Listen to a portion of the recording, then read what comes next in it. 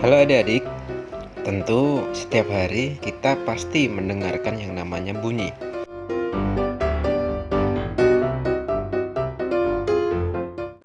Baik, kali ini kita akan mempelajari tentang energi bunyi.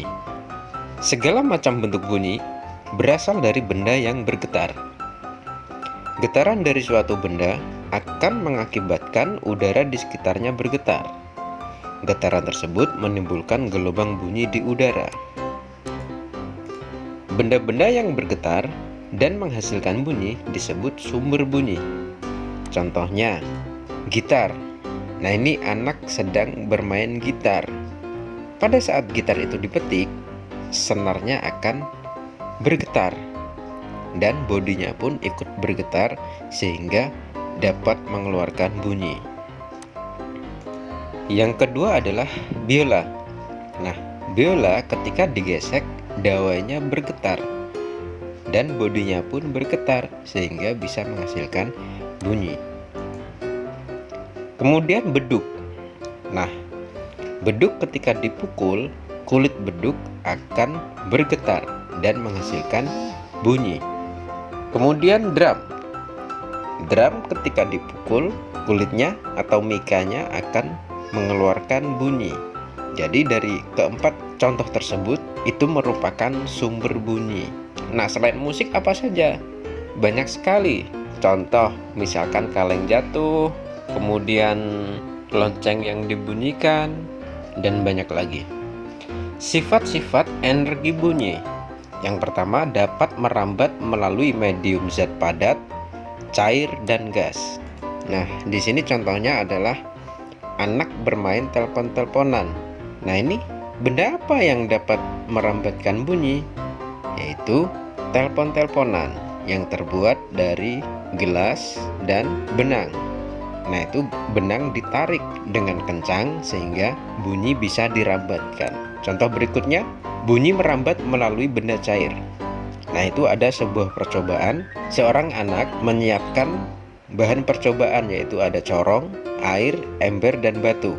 Nah, caranya, corong diletakkan di atas air, kemudian telinga didekatkan di corong, lalu batu dipukulkan di ember, maka terdengarlah bunyi. Kemudian bunyi dapat merambat melalui gas. Nah, ini contohnya adalah lonceng yang dibunyikan. Nah, setiap lonceng dibunyikan, maka akan terdengar ke telinga kita, yaitu merambat melalui udara. Nah, udara adalah termasuk gas. Kemudian sifat yang berikutnya yaitu di ruang hampa udara tidak dapat merambat. Nah, contohnya di ruang angkasa. Nah, di ruang angkasa ini tidak ada udara sama sekali, sehingga di situ tidak ada bunyi sama sekali. Kalaupun ada sumber bunyi, di situ tidak akan terdengar karena ruang angkasa merupakan ruang yang hampa udara, yang artinya tidak ada udara. Sifat berikutnya, bunyi dapat memantul pada benda yang padat atau permukaan yang keras. Gaung atau kerdam terjadi karena bunyi dipantulkan oleh dinding yang jaraknya tidak jauh dari sumber bunyi. Contohnya adalah ruangan kosong. Nah, ketika kita berada di ruangan kosong, di situ dindingnya misalkan tembok, kaca, dan lantainya pun keramik. Nah, di situ adalah benda keras semua, sehingga pada saat kita mengeluarkan suara, maka akan terjadi gaung, yaitu memantul. Jadi gaungnya, suara pantulannya ini tidak jauh dengan suara aslinya, jadi terdengar kurang jelas gitu. Bisa dipahami adik-adik ya. Kemudian gema. Gema terjadi karena bunyi dipantulkan oleh dinding yang jaraknya jauh dari sumber bunyi. Nah, ini tentu beda dengan gaung. Pada saat kita berada di lembah atau di perbukitan dan kita berteriak, maka suaranya akan memantul karena itu adalah bebatuan berupa benda yang permukaannya keras. Jadi dipantulkan. Cuma kalau gema ini pantulannya lebih lambat, jadi suaranya lebih terdengar jelas. Jadi misalkan a kayak gitu. Kalau yang tadi gaung bertubrukan, kalau yang gema ini ada jedanya. Sifat berikutnya yaitu dapat diserap oleh permukaan yang lunak. Nah, contohnya adalah spons. Nah, jadi pada saat kita berteriak, meskipun itu di dalam ruangan sekalipun, kalau banyak sponsnya atau kain atau yang lainnya, benda-benda yang lunak, pasti tidak akan memantul. Nah, sering kita jumpai pada studio musik nih. Misalkan ini ada studio musik atau studio rekaman. Pasti di situ kita lihat ada sponsnya, ada karpetnya. Nah, tujuannya apa? Yaitu untuk meredam suara agar suara yang dihasilkan tidak memantul. Bisa dipahami adik-adik ya. Getaran bunyi merambat ke segala arah sebagai gelombang. Nah, jadi getaran bunyi itu kalau getarannya kecil maka suara yang dihasilkan pun kecil. Kalau getarannya besar maka bunyi yang dihasilkan pun besar. Kemudian dari segi jarak juga. Kalau semakin dekat maka suara semakin jelas. Nah, semakin kita jauh dari sumber bunyi maka suara pun semakin kecil, bahkan menghilang. Nah, contoh misalkan kita mendengarkan musik. Nah, di situ ada speaker. Nah, speaker itu sebagai sumber bunyi. Nah, kalau kita dengarkan di dekat, maka suaranya jelas. Tapi pada saat kita menjauhi speaker tersebut, lama-kelamaan suara musiknya akan hilang. Bisa dipahami ya. Satu kali gerak ke atas dan ke bawah disebut satu getaran. Nah, contohnya seperti ini. Misalkan dari A ke B, ke C, ke B, ke A. Nah, ini adalah satu getaran. Jadi kembali ke tempat semula. Atau sebaliknya, dari C ke B, ke A, ke B, dan ke C lagi itu satu getaran. Jadi kembali ke tempat asalnya.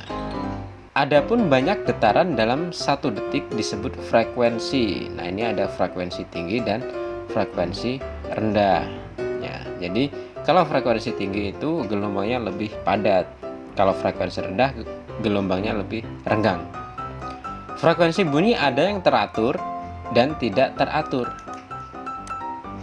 Bunyi dengan frekuensi teratur disebut nada.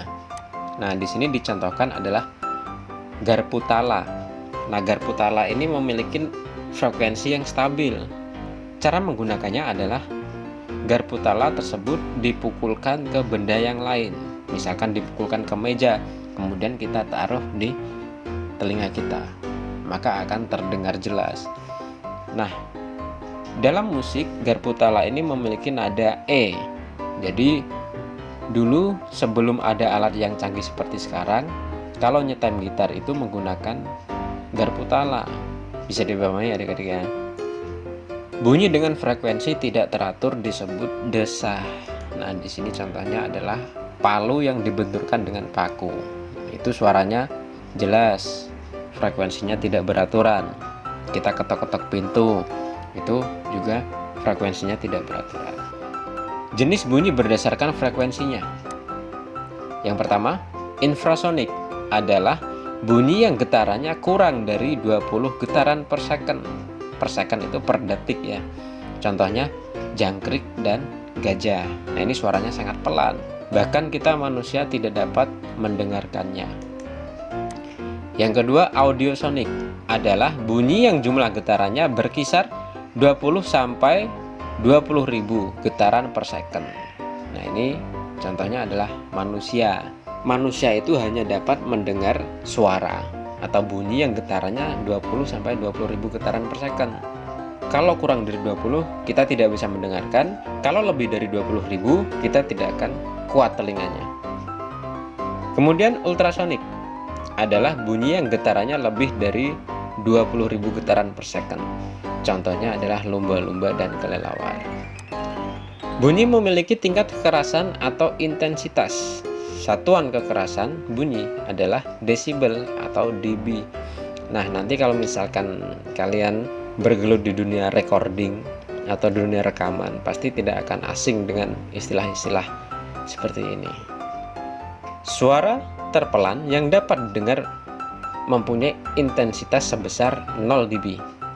Sedangkan Bunyi yang keras dan membuat telinga sakit memiliki intensitas sebesar 139 dB.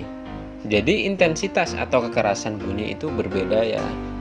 Kalian semua mudah-mudahan paham ya untuk pembelajaran hari ini. Cukup sekian pembelajaran hari ini. Tetap semangat ya adik-adik belajarnya.